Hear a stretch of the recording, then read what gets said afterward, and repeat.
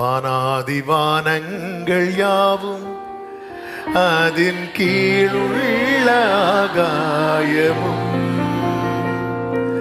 பூமியில் காண்கின்ற யாவும் கர்த்தாவும்மை போற்றுமே. வானாதிவானங்கள் யாவும் அதின் கீழுள்ள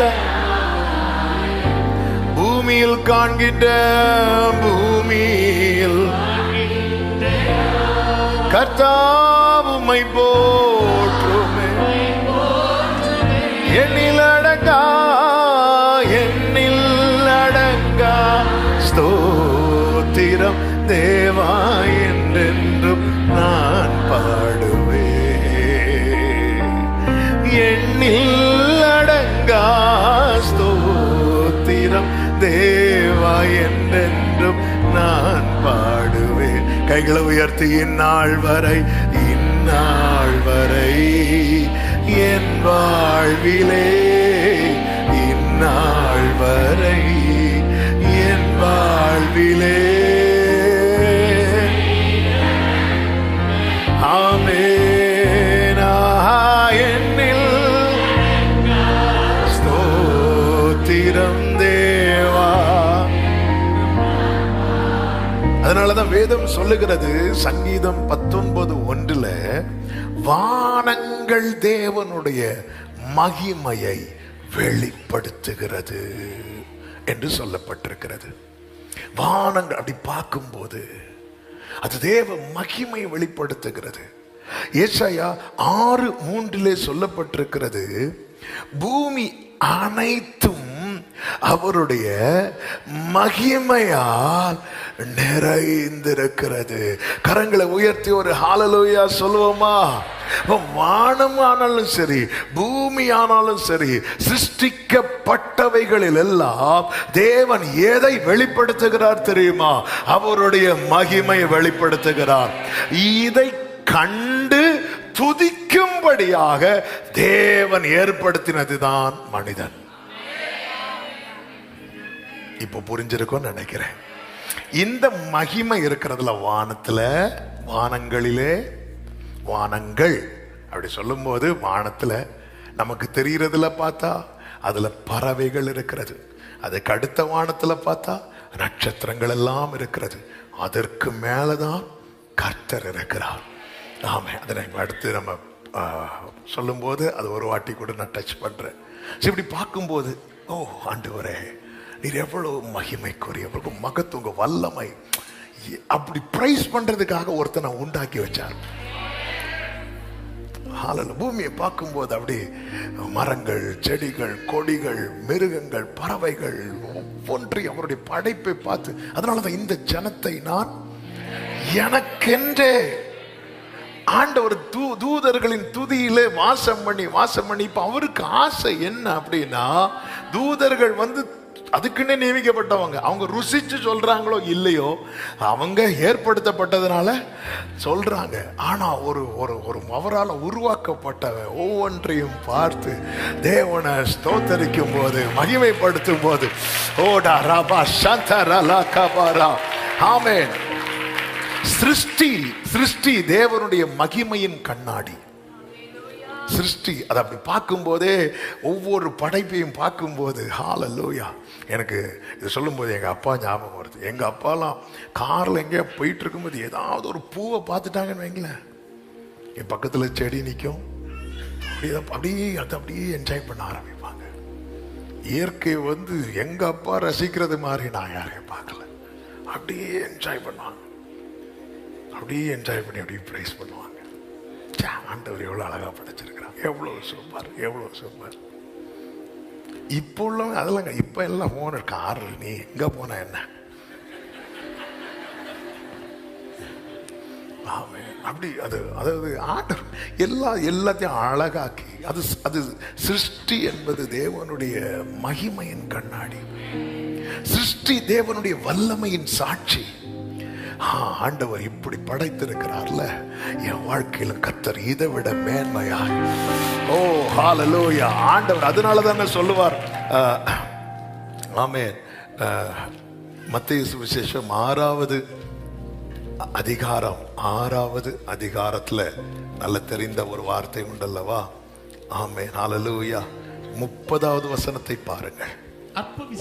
அற்ப விசுவாசிகளே, இன்றைக்கு இருந்து நாளைக்கு எங்க போடப்படும்? அடுப்பிலே போடப்படும் காட்டு புல்லுக்கு தேவன் விதமாக உடுத்துவித்தார். எப்படி உடுத்துவித்தாராம்? 29ல் இருக்கிறது. சாலமோன் முதலாய் தன் சர்வ மகிமையிலும் அவைகளில் ஒன்றை போலாகிலும் சாலமோன் என்னெல்லாமோ செஞ்சு பார்த்தான். இந்த காட்டு புல்லு ஆண்டவர் ட்ரெஸ் பண்ணி விட்டார் பாத்தீங்களா? அப்படி சாலமோனு கூட பண்ண முடியலையா? சொல்லிட்டு சொல்றாரு, அற்ப விசுவாசிகளே அப்படின்னு. கொஞ்சம் முன்னாடி தான் மேல சொல்லுவார், நீங்கள் விசேஷித்தவர்கள். அது கரெக்டு தான். ஆனாலும் கொட்ட வேண்டிய இடத்துல கொட்டுவார். அவர் தான் குரு. ஹல்லேலூயா. அற்ப விசுவாசிகளே, இன்றைக்கு இருந்து நாளைக்கு பொய்யான சாட்சி சொல்ற 10 பேரை வச்சு அடக்காராதனை நடத்தப்படும். அப்படியா இருக்கு? ஏன்னா அடக்காராதனை நல்லா அடிச்சு விடுவாங்கல்ல, அதுதான். அப்படி கிடையாது. நாளைக்கு எங்க போடப்படும்? அடுப்புல. யாராவது இந்த காஞ்ச இலைகள் இதெல்லாம் வச்சு தீ கொளுத்தும் போது ஐயோ எப்படி வாழ்ந்தது, எவ்வளவு அழகா இருந்தது, சாலமோன் முதலாய் உடுத்திராதது இப்போ என் அடுப்புல கடந்து எரிஞ்சிட்டு இருக்கு, அப்படி யாராவது அழுவோமா? இல்ல, யாருமே ஃபீல் பண்ண மாட்டோம். அதையே இப்படி உடுத்துவார் என்றால் உங்களுக்கு சிருஷ்டி தேவனுடைய வல்லமையின் சாட்சி,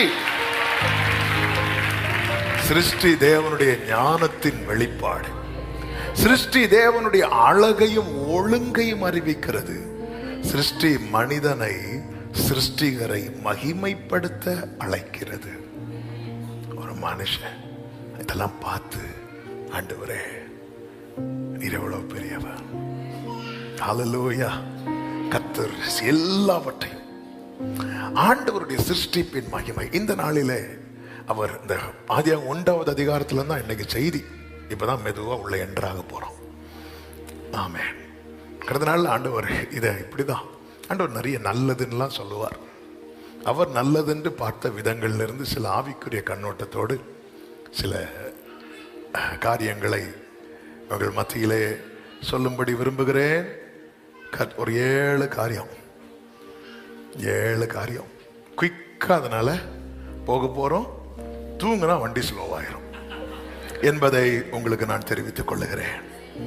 ஆண்டவருடைய சிருஷ்டிப்பினுடைய மேன்மை, இதுக்கு ஒரு டைட்டில் கொடுக்கணும்னா, ஒழுங்கின்மையையும் வெறுமையையும் மகிமையாக மாற்றுகிறவர். He transforms disorder and emptiness into glory. அப்போ ஒரு தேவ பிள்ளை, எதுக்கு இந்த வார்த்தையை சொல்றேன்னா, அப்ப என் வாழ்க்கையை ஆண்டவரால் மாற்ற முடியும். ஒரு ஆமீன் சொல்லுங்க பார்க்கலாம். ஆதியிலே தேவன் வானங்களையும் பூமியையும் சிருஷ்டித்தார். பூமியானது ஒழுங்கின்மையும் வெறுமையுமாய் இருந்தது என்று சொல்லப்பட்டிருக்கிறது. ஆவியானவர் சிருஷ்டிப்பதற்கு முன்னதாக அவர் செய்த ஒரு காரியம் என்ன தெரியுமா? அவர் ஜலத்தின் மேல் அசைவாடி கொண்டிருந்தார். ஏன்னா பூமி முழுவதும் எதால நிரப்பப்பட்டிருக்கிறது? ஃபுல்லா தண்ணீர். ஆண்டவர் கிரியை செய்ய ஆரம்பிக்கிறார். அங்கே ஒவ்வொன்றிலும் தேவனுடைய மகிமை வெளிப்படுத்தப்பட்டதை நம்மால் பார்க்க முடியும். குழப்பமான வாழ்க்கையை ஒழுங்குபடுத்துவார், வெறுமையான வாழ்க்கையை நிறைவாக்குவார். கர்த்தர் இருளை எல்லாம் அகற்றி மகிமையாய் எல்லா கண்களுக்கும். எசேக்கியேல் 36 ஒரு வார்த்தை இருக்கிறது, பாழாக்கப்பட்ட இந்த தேசம். 36, 34 என்று நினைக்கிறேன். பாழாக்கப்பட்ட தேசம் கடந்து போகிற யாவருடைய பார்வைக்கும் பாழாய் கிடந்ததற்கு பதிலாக பயிரிடப்படும். 36 சொல்லப்பட்டிருக்கிறது, கர்த்தராகிய நான் நிர்மூலமானவைகளை கட்டுகிறேன் என்றும் பயிர் நிலமாக்குகிறேன் என்றும். அப்பொழுது சொல்லுங்க, என்னை சுற்றிலும் உள்ள எல்லாரும் அறிந்து கொள்வார்கள். சொல்லிட்டு ஆண்டவர் என்ன சொல்வார் தெரியுமா? கர்த்தராகிய நான் இதை சொன்னேன், இதை செய்வேன். அப்படி என்றால் இந்த செய்தியை கேட்கும் போதே ஒரு நிச்சயத்தோடு கேளுங்க. அந்த ஒழுங்கின்மையும் வெறுமையுமான பூமியை கர்த்தர் ஒழுங்காக்கி நிறைவாக்கி மகிமையை வெளிப்படுத்தினது போல என் வாழ்க்கையும் கர்த்தர் இந்த நாட்களிலே ஒழுங்காக்கி நிறைவாக்கி மகிமையிலே வெளிப்படுவார். கர்த்தருடைய மகிமை உன்மேல் காணப்படும். ஆமென் சொல்லுங்க பார்க்கலாம். அப்போ இது கேட்க ரொம்ப இன்ட்ரெஸ்டா இருந்தாலும் இன்னொரு காரியத்துக்கு நம்ம ரெடி ஆயிரணும். என்ன அப்படின்னா, கர்த்தரால் ஒழுங்குபடுத்தப்பட ஒப்பு கொடுக்கணும். என்ன சொன்ன இப்போ? கர்த்தரால் ஒழுங்குபடுத்தப்பட ஒப்பு கொடுக்கணும். அப்படி ஒழுங்குபடுத்தி மகிமையை வெளிப்படுத்தின ஒரு தம்பதி உண்டு. அவங்க தான் ஆபிரகாமும் சாராளும். ஆண்டவர் அவங்கள பிரிக்கிறாரு. ஆண்டவர் அவங்கள வெயிட் பண்ண வைக்கிறாரு. ஆண்டவர் கற்றுக் கொடுக்கிறார். 99 வயசானதுக்கு அப்புறம் எனக்கு முன்னாடி நடந்து கொண்டு அப்போ எப்படி ஒழுங்குபடுத்துறார் பாருங்க. அவருடைய ஆர்டர்ல வரணும், அவருடைய ஆர்டர்ல வரணும். எல்லாமே ஆண்டவர் அப்படிதான். அவருக்குன்னு ஒரு ஆர்டர் இருக்கிறது. படைப்புல பெரிய படைப்பு எதை சொல்லுங்க? மனுஷ குரங்கா?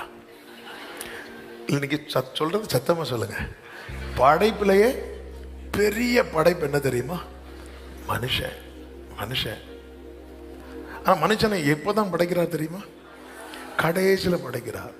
ஏன் தெரியுமா? ஃபர்ஸ்ட் டே படைக்கல. எல்லாவற்றையும் யாருக்காக தான் படைத்தார்? மனுஷனுக்காக தான் படைத்தார். ஆனா மனுஷனை ஏன் ஃபர்ஸ்ட் டே படைக்கல? ஃபர்ஸ்ட் டே படைச்சிருந்தா தண்ணில முங்கி செத்துருவான். பூமி ஃபுல்லாவே என்னதான் இருக்கு? அதுதான். அவ்வளவுதான். சிம்பிள். இப்போ புரிஞ்சுக்கணும். ஆமா, நம்ம பிரசங்க பாயிண்ட் எல்லாம் ரெண்டாவது சொல்லுவோம். ஆமா, நேத்து முதல்ல எனக்கு கிடைச்ச வெளிச்சமே அதான். நீ முதல் நாளே ஒன்ன நான் வச்சா நீ முங்கியே செத்துரு. அப்ப முதல் நாளே என்ன டேயா இருக்கும்? அதான் ஆண்டவர் இப்போ இன்றைக்கே தருவேன்னு சொன்னீங்களே ஆண்டவர், இப்போ தாரும். இங்க பாரு, நான் உன்னை அடக்காரா நடத்த வரல, நான் உன்னை வாழ வைக்க தான் வந்திருக்கிறேன். சிலருக்கு புரியும்னு நினைக்கிறேன்.